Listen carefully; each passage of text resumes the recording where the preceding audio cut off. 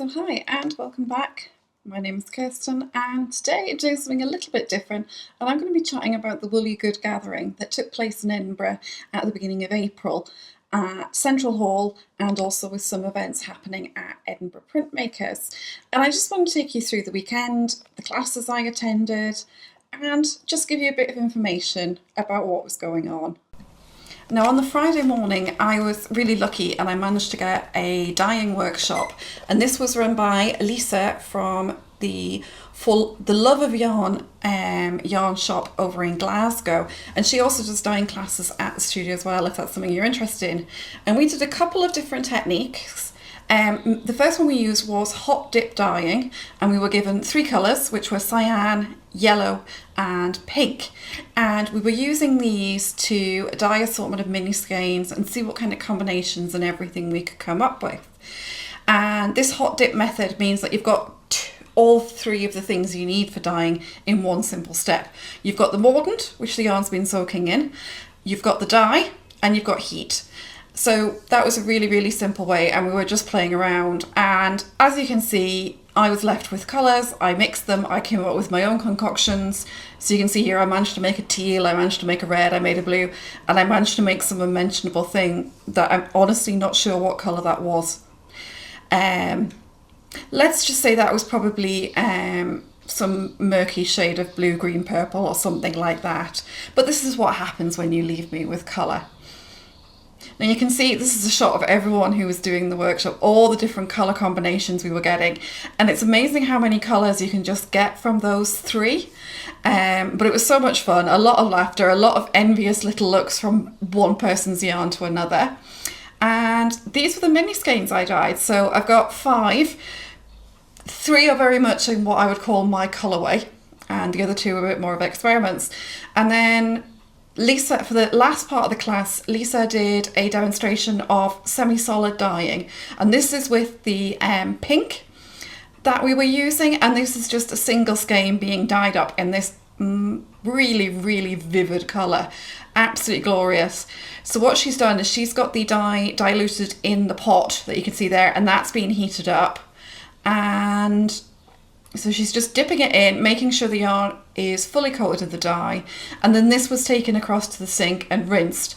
And what was really fun with this pink was that because it was a fluorescent based colour, it meant it did actually change colour when cold water hit it, which was quite interesting to see. And then with our semi-solid skeins, Lisa did dye all of these for us, and there was a few different choices of colours, but one of which was teal. And you can guess which colour I went for. But this is Lisa actually trying to put together the teal dye. So you can see she's using a combination of the fluorescent yellow that we had earlier, as well as some of the cyan blue. And you can see here it looks really, really green. And this is one of the really tricky things, I think, with dyeing anything that's in that blue-green family. Because too far one way, you get green, too far the other, it's too blue. And it's a really fine balance. And you can see here she's actually taken the blue pot and has started adding yellow to that to see if she can get a better colour blend. So yeah, so that was some of the footage and images I took during the workshop. I didn't take more because I was afraid of getting my phone covered in dye, which is, if you put me near paint or anything that stains, I'm going to get it somewhere I shouldn't. So these are my mini skeins from that day, and as I say, I've got the 5 mini skeins, and 3 of them are all very much in what I would classify as my colour palette. Purple, bit of pink, lots of tealy blue shades, bit of turquoises, all that kind of thing, and I am so happy with these. And for the other 2, the finished results are a bit different. So one of them I did this green skein, leaving some of it undyed, and a bit of lime and turquoisey greens. And then my last one is what I'm thinking of as the fire skein, which is really blowing out the camera, but is very neon yellow, lots of reds and some really cool brown tones as well.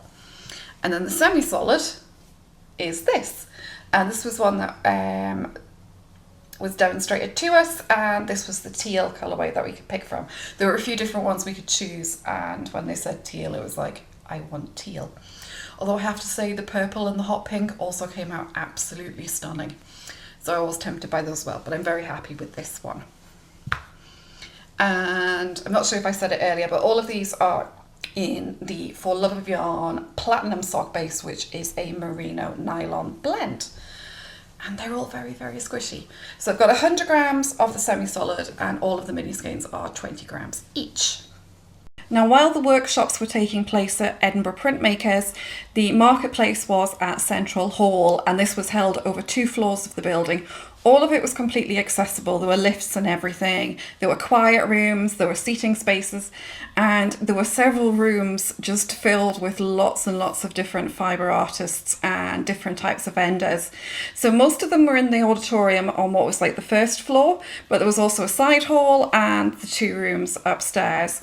And it was just a really wonderful combination of lots of different yarn dyers, not just from Scotland but all across the UK, and other related crafts, so things like Dorset button making, sewing supplies, some really, really interesting haberdashery type items. And it was just really, really fun to have a good look around and squish all the very, very pretty things. So in terms of shopping, I didn't want to go along and just be let off leash. I figured go along with a bit of a plan. So I had a really good rummage through my sock yarn stash, basically all my fingering weight, not necessarily sock yarn specifically, but for the fingering weight stash. And I decided to have a look through this because this is where I've often got like 1 or 2 skeins that will work together, but I might need a third, or I need something else to work with them. Or just if I want to do something other than socks or a shawl, I really need to add a bit extra yarn to it. So I had a look through and I identified 5 as contenders. So to aid in my shopping, I brought a small keyring with an assortment of little mini skeins of yarn that I was looking for partners for. And this is such a good way of doing it, and I had so many people comment on it when they saw me trying to match things up. So in terms of what I actually did buy, as I say, I had the keyring and I went looking. So the first thing I got was something to go with my Shalimar yarn, and it is this from the Woolcomist. And can you just see how perfect a match that is?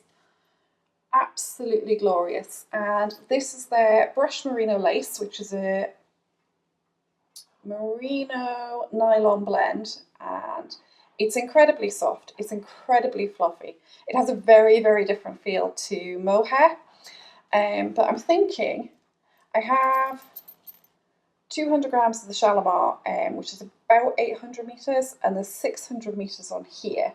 It's a lace weight, and I'm thinking I can use this for things like cuffs, collar, hem, and then hold this with this for like the main body and make like a really loose, sort of breezy light top with a fairly open gauge.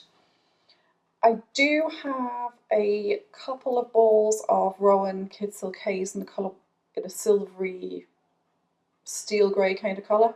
The colourway might be steel, so I might hold that with it as well, just to add a little bit of extra fluff.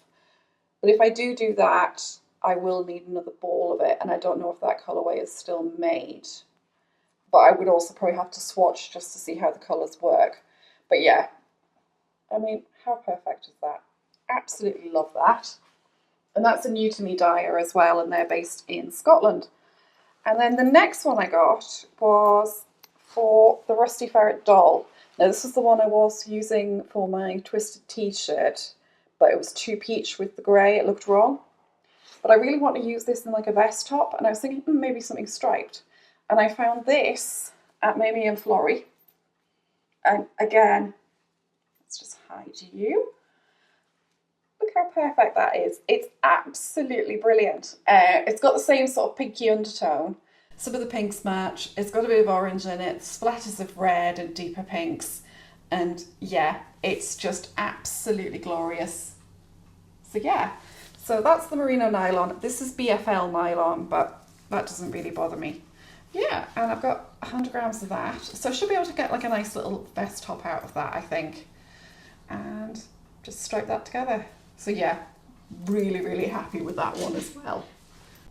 So next up, I've got my yarns from the dyeing workshop. And starting with the semi-solid, I realised that my little green variegated effort goes quite well with it. So I'm thinking I might stripe those together for just a pair of ankle socks. But if I do that, I'll still have quite a bit of this left. And I was thinking something to go with that. And I found this, and this is from Cookston Crafts, and isn't that so nice together? So this is their fingering weight yarn. It's a merino nylon superwash fingering weight, and this is in the colourway Silver City, which is a really gorgeous sort of, it's quite soft. There's bits of grey, light teals, but then there's also flecks of like a darker turquoisey green, navies, and it's just really, really beautiful. But the tones in this really pair well with that. So I'm thinking those would make a really nice shawl. I might actually just keep these two together as a shawl on their own and find something else to do with the green. But yeah, I think that's a really lovely pairing. And then for the other mini skeins, I've got the 3 purpley, pinky, tealy, mermaidy kind of shades. And I got a grey, because I thought more socks, basically. Can't have enough ankle socks. And these all work really, really nicely just with the grey. And this again is from Cookston Crafts, and same base, and this is the colourway silver. So I've got Silver City and silver. They actually go really nicely together as well. But yeah, I should be able to get about 2 pairs of socks out of this using 2 of these as well. I might need to figure out something else to go with the 3rd pair, but that's fine. But yeah, so I got that. And then I still have this one from the Dyeing Workshop. I do have quite a few remnants of brown and autumnal shades from my current sock knitting endeavours. So I should be able to find something from one of those to pair with that and use that one. Again, more socks. It's not the most imaginative thing to knit, but it's something that I really enjoy doing, and I like just having simple things on the needles. And then in terms of splurge, I got this from Botanical Yarns, and this is their Woolly Good Edinburgh exclusive sock set. There's too many socks in that sentence, I think, but hey ho. So this is a superwash merino nylon base, and it comes with a 100-gram main skein and then 20 grams for each of the minis. And it's this gorgeous sort of almost, I want to say sort of orchid inspired. It's a really sort of soft purple, but I'm not sure purple's quite the right word for it. It's almost got like a pinky blushy undertone, but then it's got flecks of the darker purple and sort of the mustard yellow through it as well, which then pair with the 2 mini skeins. Again, this might just become socks. It might become a shawl. I'm not really sure. But it also came with a little stitch marker progress keeper type thing, which is really, really cute. So this was a yarn brand. I've seen this on the internet quite a bit, on YouTube and blog posts and everything. So it's the first time actually seeing this company in person. So yeah, I saw this on the Friday and I was kind of tempted, but I thought, you know what, I'll go away, I'll think about it. I'm glad I got it. So that was one of the splurges. And then the other thing I got, which was a bit of a splurge, was something a bit different, not knitting, but was a couple of Sashiko sampler kits. And these, it's a type of embroidery I've been really curious about trying. And this seemed like a really, really easy way of just getting into it. So I've got a piecework A, which is all squares, grids, diagonals, sort of simple linear patterns. And then I've got a more complex one, which is called Suzuki Yamagata Mountain Range pattern. So that's really cool. So I thought that might be a nice way of just trying them. And I also got some threads in various shades of blue and sort of petrol-y, turquoisey kind of colours. That looks so much more mint green on camera, but it's actually more of a bluey green. And this is a type of embroidery I've really wanted to try this for a while, and I was quite tempted by some of the books that they had, but I figured just go with the sampler kits for now, and then I can play around, see how I like it, and then if I do, I can look into maybe exploring some of the books or everything. So yeah, so that was everything I bought. I'm very, very happy with my haul. It's a lot of yarn and I'm very much looking forward to using all of it. So it was a really, really wonderful and very enjoyable weekend, and I can't wait for the next Woolly Good gathering, and hopefully I'll see you there in 2026. Thank you so much for watching, and I'll catch you next time.